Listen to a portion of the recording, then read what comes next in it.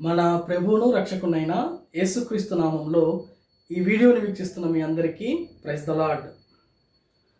ఈ విషయము చాలామంది క్రైస్తవులకి తెలియదు. అంటే క్రైస్తవులు అంటే కేవలము యేసుక్రీస్తు ప్రభువారు నా సొంత రక్షకుడు, లేకపోతే నేను ఆయన్ను నమ్ముకుంటున్నాను, ఆయన నా యొక్క దేవుడు అని ఎవరైతే అనుకుంటున్నారో, ఎవరైతే విశ్వసిస్తున్నారో వాళ్ళకు మాత్రమే ఈ యొక్క వీడియో. మరొకసారి చెప్తున్నాను, ఎవరైతే క్రైస్తవులుగా పిలిపించుకుంటున్నారో వాళ్ళకు మాత్రమే ఈ వీడియో. చాలామంది క్రైస్తవులకు తెలియని విషయం ఏంటి అంటే, మా యొక్క ప్రార్థనలు, లేకపోతే మేము చేసే పనులు, మా యొక్క యాచనలు, మా యొక్క స్తోత్రాలు, మా యొక్క గానాలు అవన్నీ దేవుడు వింటూ ఉంటాడు, దేవుడు స్వీకరిస్తూ ఉంటాడు అని అనుకుంటూ ఉంటారు. కానీ చాలామందికి తెలియని విషయం ఏంటంటే, నిజంగా ఒక సంఘం అది ఏదైనా కావచ్చు, 100 మంది ఉంటే అందులో చాలామంది యొక్క ప్రార్థన దేవుడు వినడు, వారి యొక్క స్తుతి ఆరాధన దేవునికి నచ్చదు. ఏంటి ఇలా మాట్లాడుతున్నాడు అనుకుంటున్నాడా? అవును, ఈ విషయము తెలుసుకుంటే మన యొక్క ఆత్మీయ జీవితానికి ఎంతో మేలు. ఎందుకని దేవుడు కొంతమంది ప్రార్థనని ఆలకిస్తాడు, కొంతమంది యొక్క స్తుతి ఆరాధన అంగీకరిస్తాడు అంటే, దేవుడు మొట్టమొదటిగా నీతికి న్యాయానికి అధిపతి. ఈ లోకంలో నీతిని న్యాయాన్ని స్థాపించింది ఆయనే నీతి, ఆయనే న్యాయంగా ఉంటున్నాడు. ఆయన దగ్గర మానవులమైన కొద్ది నరులమైన మనము ఆయన ఎదుట మన యొక్క ఆలోచన, మన యొక్క ప్రవర్తన ఆయనకి తేలినట్టుగా మనము నటించలేము. అంటే మన హృదయంలో పాపం పెట్టుకొని పైకి మనము ఎంత భక్తిగా ఆచరించినా అది దేవుడు స్వీకరించడు. పాపము మన హృదయంలో పెట్టుకొని ప్రార్థన చేసినప్పుడు దేవుడు ఆ ప్రార్థన అంగీకరింపడు అని బైబిల్ గ్రంథం సెలవిస్తుంది. అంతేకాదు, మనలో పాపము, అసత్యము, అవినీతి పెట్టుకొని మనం దేవుణ్ణి ఎంత ఆరాధించినా, ఎంత కేకలేసినా, ఏ విధంగా దేవుణ్ణి మనం స్తుతించినా అది దేవునికి చేరదు. ఈ విషయాలు తెలుసా? చాలామందికి ఈ విషయాలు తెలియవు.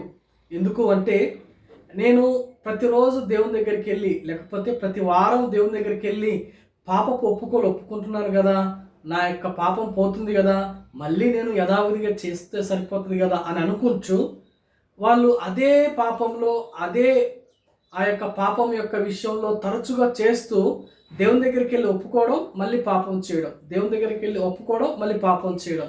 అలా చేస్తున్నప్పుడు నీతికి న్యాయానికి అధిపతి అయిన దేవుడు అలాంటి ప్రార్థనను అంగీకరించడు. ఎలాంటి ప్రార్థన అంగీకరిస్తాడు అంటే, ఒకవేళ ఎవరైనా సరే పాపంతో పోరాడుతూ ఉన్నారు, దేవుని దగ్గరికి వచ్చి, యేసయ్య నేను ఈ పాపంతో పోరాడుతున్నాను, నా సొంత శక్తి చేత కావటం లేదు, నీ సహాయం నాకు దయచేయి అంటే, అలాంటి వాళ్ళు దేవుడు సహాయం చేసి ఆ పాపంలో నుంచి బయటికి తీసుకుని వస్తాడు.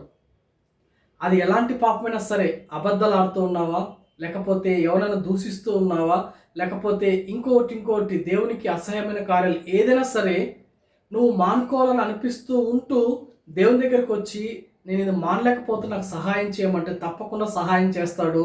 అలాంటి వారి ప్రార్థన దేవుడు అంగీకరిస్తాడు. అంతేకాదు, హృదయంలో దేవునికి నచ్చే విధంగా ఉంటూ మనం ప్రార్థించినప్పుడు దేవుడు మన ప్రార్థన ఆలకిస్తాడు. చిన్న ప్రార్థన సరే దేవుడు ఆలకిస్తాడు, చిన్న ఆరాధన సరే దేవునికి ఎంతో సంతోషం. కాబట్టి మనము ఎవరైతే క్రైస్తవులు అని అనిపించుకుంటున్నామో, మనము దేవుని యొక్క నీతికి, న్యాయానికి, యథార్థతకి మనల్ని మనము అప్పగించుకొని, అంటే ఆయన మార్గంలో ఎప్పుడైతే వస్తామో, మన ప్రతి పరిస్థితి ఎరిగిన దేవుడు కాబట్టి మనల్ని దేవుడు ఎంతగానో ఆశీర్వదిస్తాడు. అలా కాకపోతే దేవుడు చూస్తూ ఉంటాడు. దేవుడు విడిచిపెడతాడా అంటే విడిచిపెట్టే దేవుడు కాదు, కానీ మన హృదయాంతరంగంలో ఉంటున్న పరిశుద్ధాత్మ దేవుడు దుఃఖపడుతూ ఉంటాడు.